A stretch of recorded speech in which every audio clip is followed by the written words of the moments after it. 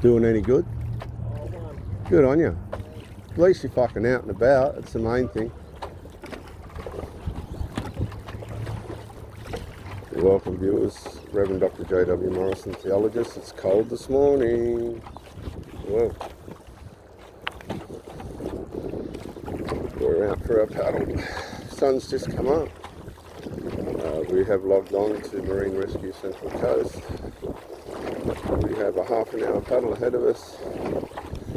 Wind chill factor is probably, I'd say, 6 degrees Celsius. Water temperature, I think it's around 15-16 degrees, cold. Subject, emotional incest, and PTSD, post-traumatic stress disorder. Now that sounds melodramatic, doesn't it? It sounds, well, how could something like that cause post-traumatic stress disorder? I'll tell you how. Let me just lay a foundation.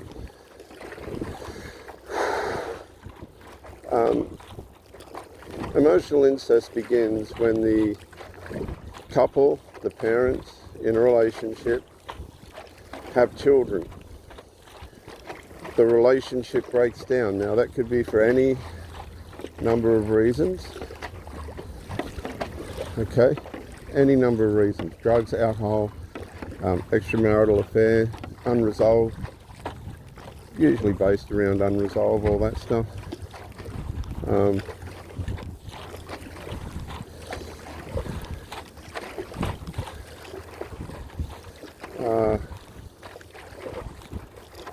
And of course the relationship, intimacy starts to wane or at least go twisted. You'll find a lot of people when their relationships begin to go, the intimacy can become very warped and wicked, particularly if there's alcohol and drugs involved. It can go very deviant. And if there's narcissism involved, it can get very, very careless and reckless.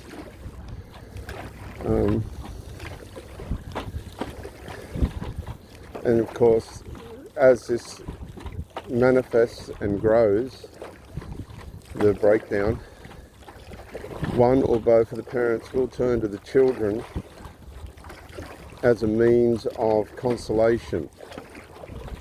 They'll begin to confide in the children with their personal details.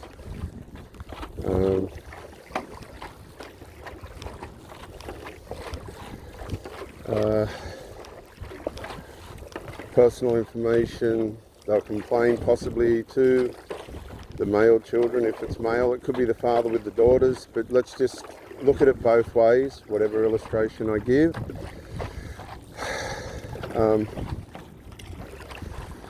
They'll share intimate details. The mother might say to the adult men, father can't perform in the bedroom anymore. Or the father could complain that the mother's just not adequate anymore. She's nothing but a drug addict. And all this sort of stuff. They start to take one another for granted and put their burdens on the children. Children aren't equipped to be therapists. They're not trained in it. For the most part, a lot of these parents will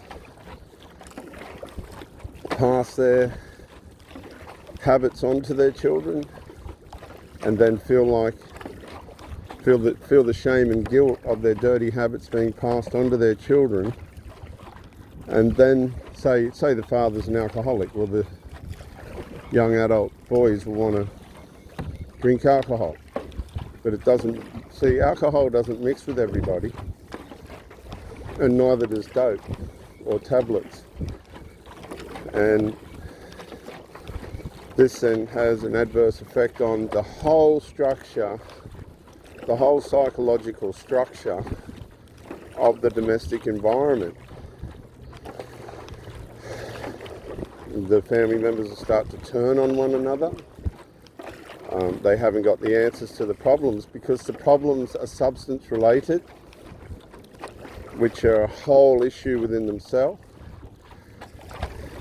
Now the problems have gone extra psychological, in the fact that the boundaries around the parent relationship have been pulled down, because, say for instance, the mothers wanted to make the sons friends. They're now making their children friends, and they're all partaking in the dirty habits, and everybody's just in this big communal, narcissistic communal environment.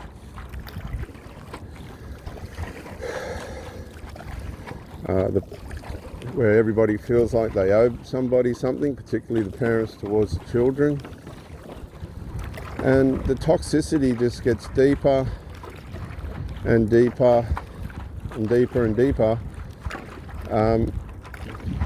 until you've got this incredible, predictable breakdown in the family. The father starts to look outward for extramarital company, because the wife's cut him off. She's using the children now as a shield against him, while subtly turning the young adults against him, because the mother's so frustrated and upset that she needs the young adult males to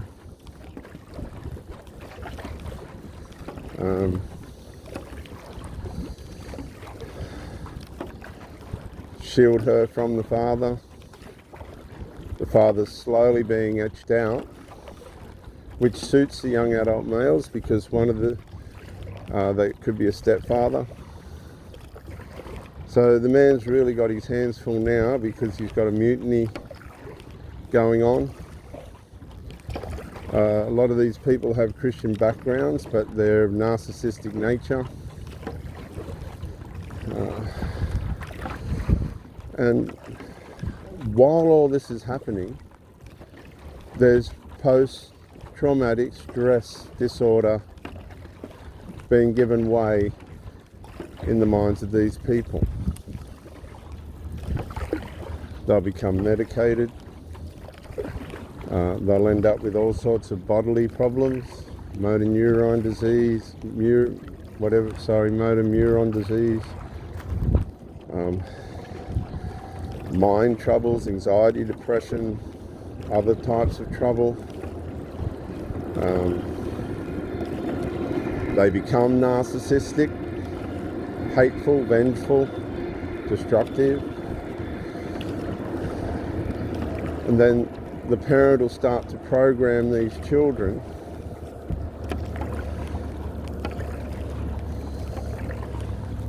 psychologically in a way in which works to their advantage.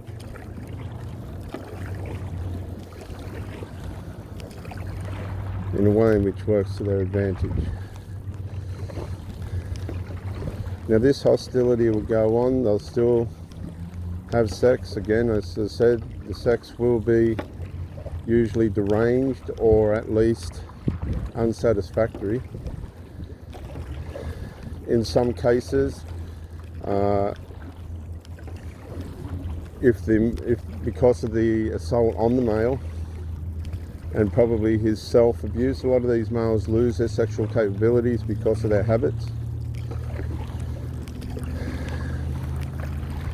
And this can send the sexual situation even into a deeper form of wickedness and evil, swinging.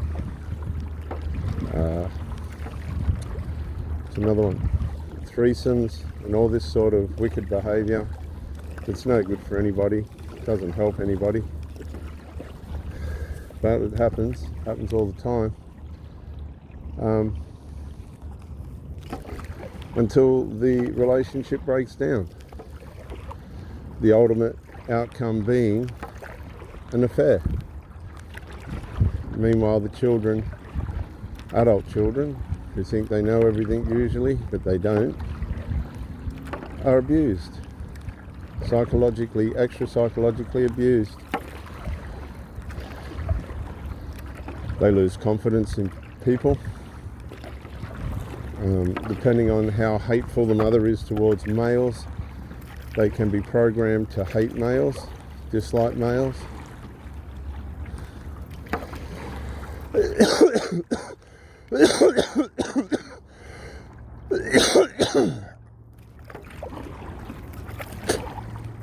Sorry viewers, I'm still on this cough. I've been getting antibiotics for it now. Gee, it's been a bad cough. They call it the 2023 yo-yo flu.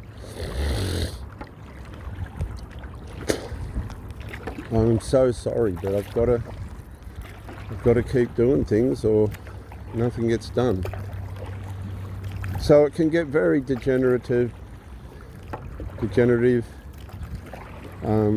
It's very unhealthy and extraordinarily toxic.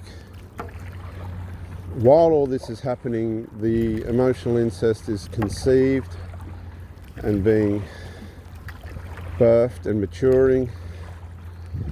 The mother now has replaced the husband with the adult children as the partner. The mother may have external relationships now that the husband's been pushed out, and this in turn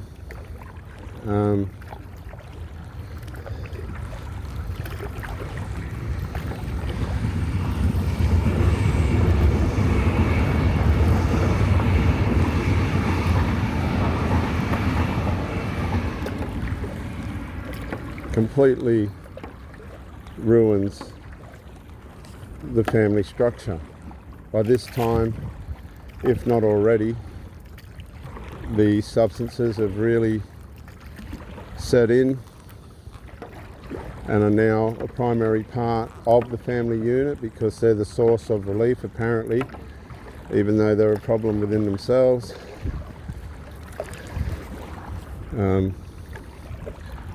And the cycle just goes round and round and round and round. Now we've got the next generation are addicts. They've been parentified. They're now, although the mother, if it's the case of a mother, she will run after them like a wife.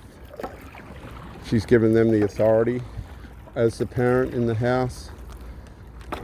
These people will often be stunted in their progress in life.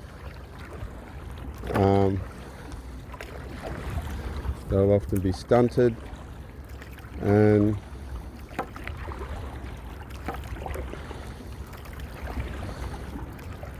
they have vision, but the vision's blurred.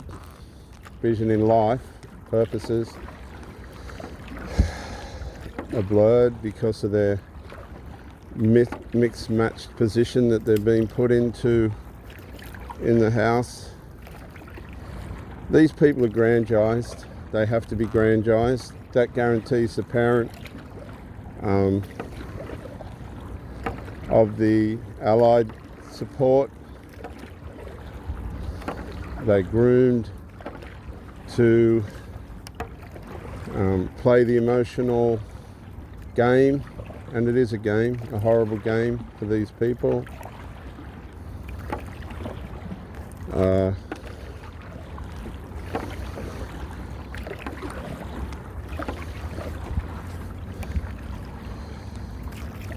If one of the adult sons decide they want a girlfriend by chance, they force themselves, if they can, get away from the connection of the mother.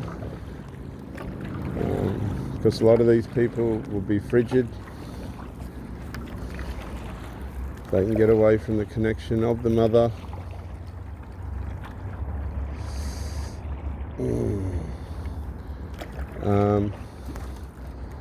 And meet someone that usually is short-lived because they have a conscience of guilt and shame and a sense of betraying the mother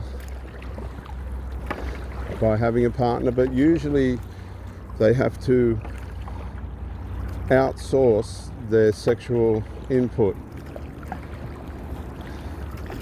And this includes the mother once the husband's been ridden of. These people are very broken. Their self-identities maintained by the things that they do for others. They run around doing things for everybody else and forget about themselves, as it were. Their priorities are all over the place. They're very self-centered. Even though they seem to do lots of charity, it's usually for money. It's not usually charity in the real sense.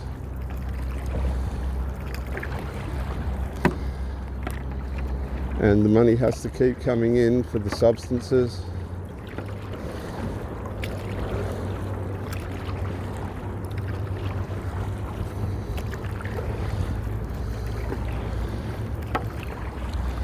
I've been with a couple of these women and they pride themselves on how they can cook.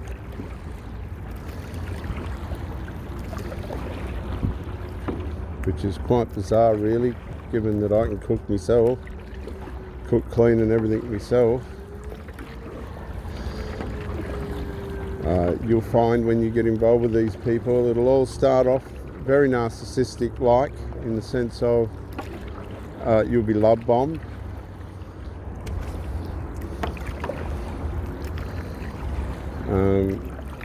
And if they really take to you, they won't go anywhere. But the love bombing phase, see, the love bombing phase is something that these people have no control over within themselves, because they are at the mercy of their nature, the condition of their character and the condition of their psyche. Now this person's just ridden away the husband, but is still culturalized by soul tie to this person's idealism of a relationship, which was abuse. Alcohol abuse, negligence that comes with that, and the perversion and carelessness that is associated with all that.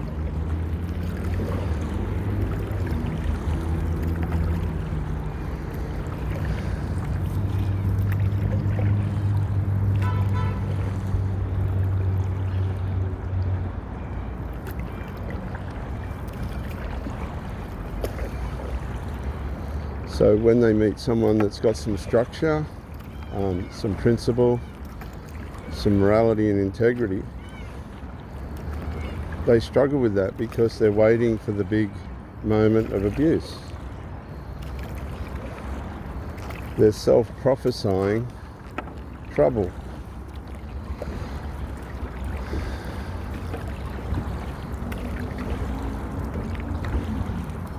Psychologically, they believe that there's going to be trouble.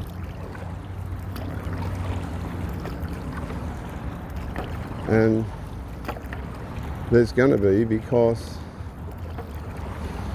you'll find that after these people love bomb, then the minions, the gremlins, the family members, the children are going to strike. They will give credence and allowance to the parent to have intimate time with the partner. But if things get too close, if things look like they could kick off and become something significant, they will go into opposition and the hostility game will begin.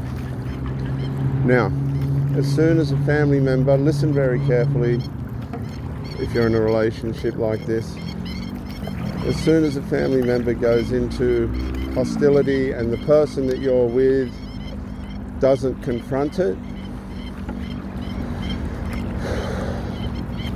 that's the first sign of emotional incest, because it will have the dominion over that person's life that you're with. You're just a third wheel.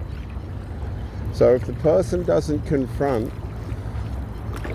the hostility with some pushback in respect to who you are, right, and they just sort of leave it latent, that's the beginning of what could be, if you don't deal with this properly, post-traumatic stress disorder.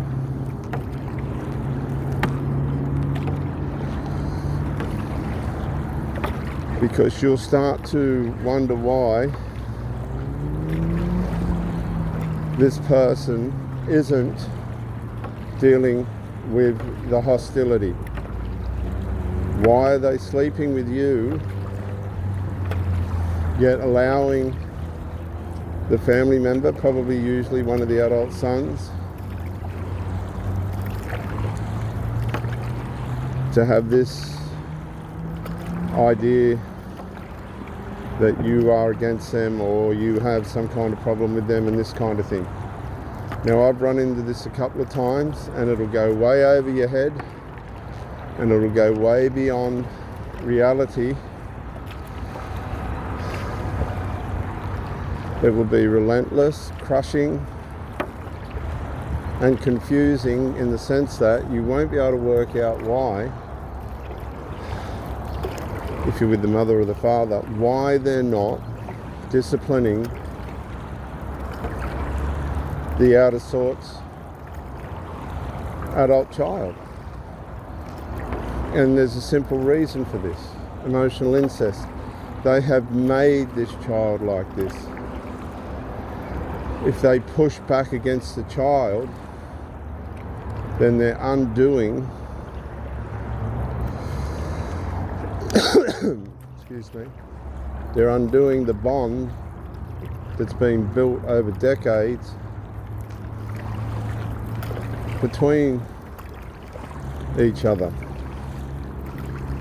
Now, they've already jeopardized the attitude towards them with the child by bringing an outsider in, and as I said, they'll give credence for a certain amount of that to allow the parent to get some sexual intimacy, because the child can't provide that or shouldn't be providing that. It does happen.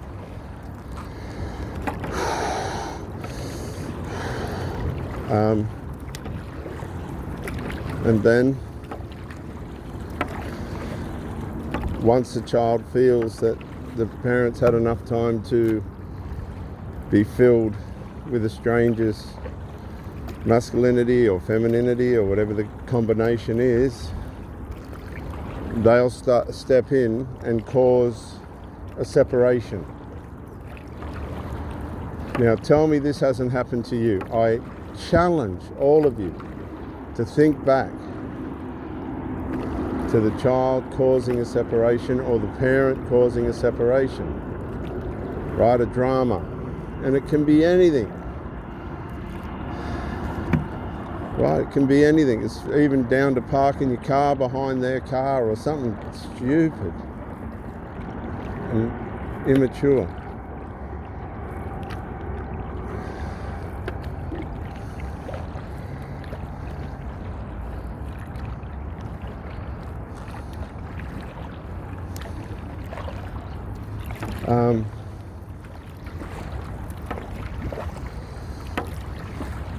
And this will be the first separation.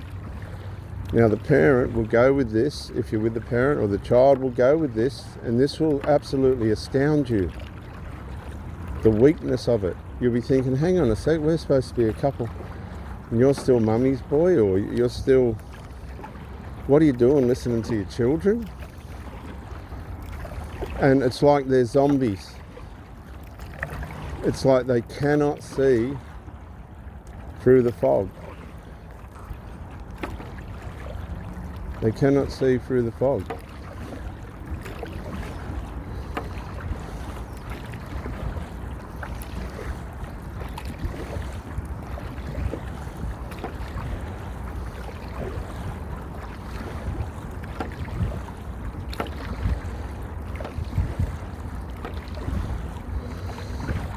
And this is why you'll end up with your mind now will start to be entrained into wondering whether you're the problem or not.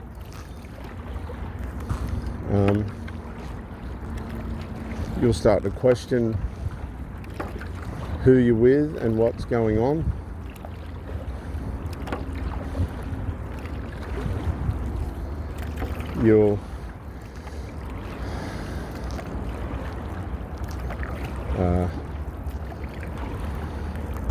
And at this point, if I was you, what they'll try and do is they'll try and engage you in the fantasy, right? They're going to try and engage you into reacting to their fantasy.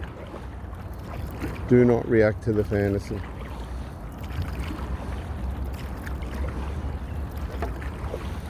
Do not engage any of this trouble.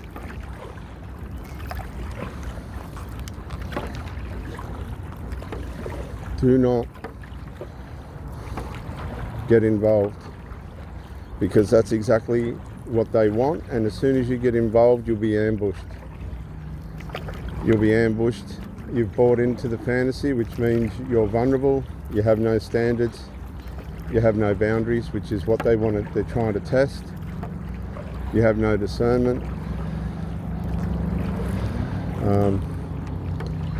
But if you prove that you have and that you can see through the game, you're really going to cause confusion and hell for that person, because they're not going to know what to do. They're cowards. Violence isn't got much to do with it.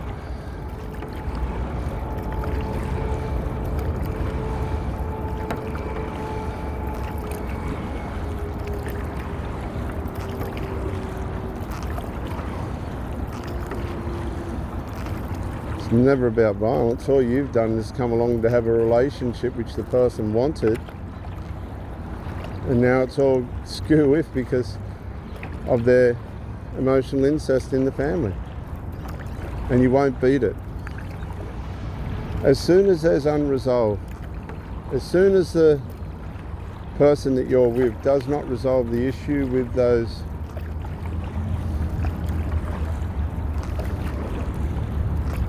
family members, my advice is to leave straight away. Leave, don't look back, don't go back, break all contact, block their number, and let them get on with their lives. You don't belong there. They run their own therapy system, which doesn't help anybody. It only brings harm and destruction.